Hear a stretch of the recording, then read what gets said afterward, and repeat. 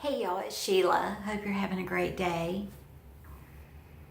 I've just been letting this hair curl for the last couple of days. I'm tired of fighting it with the humidity. I wanted to talk to y'all about something for just a few minutes that doesn't have anything to do with anything I do on this channel. I still haven't figured out what I really am doing on this channel. In my former life, and I don't mean like past lives, but formerly in my life, I was an owner of a type of healthcare. And I had some things to happen that were very shocking to me. I would get a call from a doctor. Sheila, do you have a bed available? I have a patient in need. I would get a call from a social worker saying the same thing, and I worked with a lot of the same people.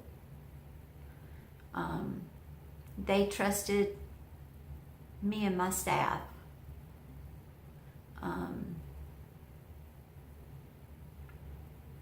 We provided a high level of care. But the first one of those calls I got shocked me. I'm like, yes, I have a bed available, Dr. So-and-so. What's wrong? I have a patient suffering from malnutrition. Same thing from the social workers. Their number one diagnosis would be malnutrition. They might have 5 or 6 diagnoses, 2 or 3 congestive heart failure, Alzheimer's. But on these people with malnutrition, 90% of them were women. What happened with these women? Their families were gone. They didn't live nearby, or they had outlived their children, and then suddenly their husbands were gone. Previously, they had been used to cooking for a family, and they just didn't see a reason to cook for one person. Every one of these situations played out like that. When I started talking to them, when I started talking to their doctor, it was the same scenario. They just didn't have anybody to cook for anymore, and they didn't feel the need to cook for one person. So they just ate whatever.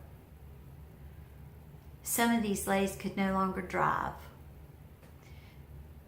They were not in an area where Meals on Wheels or programs such as that were available to them. They were depending on friends, neighbors to help them get their groceries. Some of them were just giving people a list. A lot of these older ladies that came to me suffering from malnutrition, their daily meals consisted of Vienna weenies and crackers. I'm not knocking Vienna weenies. You may not know what they are. I don't know what they're called in your area. But it's a little can with 5 or 6 little short-looking hot dog things, and they're kind of mushy. The main ingredient in those things is sodium and fat. They weren't getting any nutrients. They weren't getting any minerals. They weren't eating fresh produce. They weren't eating fresh vegetables, or shoot, even canned vegetables. They had a hard time learning to eat 3 meals a day again in our building. Some of them were eating crackers and potted meat. I'm not knocking that either. You might like it, but really, is there any nutritional value in that? Processed, potted meat.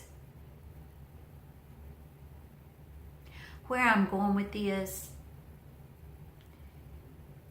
it can happen with men too, but most of the time it was women. If your mother's older, or you have a grandmother that's older and they're living alone, check and see what they're eating. If they can no longer drive and they're dependent on someone else to bring them in their groceries, you might want to offer to do that yourself. You may want to cook them a meal. You may want to take them, cook extra and take them a plate. You may have an older neighbor that's in this same situation. You may want to go with them to a doctor's appointment. Pay attention, see if they're losing weight.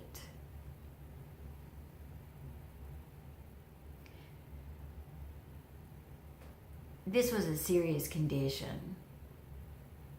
If you don't have good nutrition, your body is susceptible for many things. Many things. And some of those highly processed food products are full of sodium. If they have a heart condition or high blood pressure, they really don't need that. Just check on your family. Check on your elderly neighbors. Take them over some fresh fruit. Fix them some leftovers of something you fixed. Spend a little time with them. They're probably lonely. Most of these little ladies I took that were suffering from malnutrition were eating off a TV tray in front of the television. There's nothing wrong with that. 90% of the time, my husband and I eat in front of the television. But a lot of these little ladies, they're left by themselves. They're sitting down to a TV tray with a handful of saltine crackers, buying a weenies, or a pot of meat. Be a good neighbor, be a good family member. Just something I want to call your attention to. It's kind of scary to me. I took a lady that her children had died, her husband had died. She had lost her driving privileges. She was in bad health. And her neighbor was doing her grocery shopping and thought she had cats, but she didn't. That's all I'm going to say about that. Check on your family. Check on your neighbors. Do a good deed. Help somebody a little bit. And then have a great day, because it's always a great day to have a great day, my friends.